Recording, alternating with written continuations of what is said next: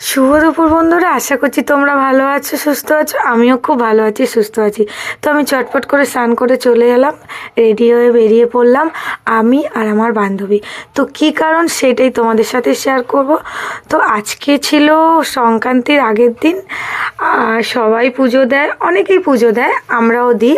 আর আজকে ছিল আমার বান্ধবীর ছোটো ছেলের জন্মদিন, তার জন্য আমরা পুজো দিতে গেছিলাম। তো তোমাদের সাথে একটু শেয়ার করলাম। তো আমরা প্রথমে অটো মেট্রো করে চলে গেলাম, ভাবছিলাম হয়তো অটোর জন্য দেরি হবে, না পেয়ে গেছিলাম তাড়াতাড়ি। তো দেখো বাইরেটা কি সুন্দর লাগছে মেট্রো থেকে। তো অনেকে বলছে এখানে ভিডিও করা যাবে না, তো আমি একটু ফাঁকি মেরে তোমাদেরকে ভিডিওটা শেয়ার করার জন্য করেছি। তো আমার ভিডিওটা তোমাদের কেমন লাগছে অবশ্যই কমেন্টে বলো। ভালো লাগলে চ্যানেলটিকে সাবস্ক্রাইব করে পাশে থেকো।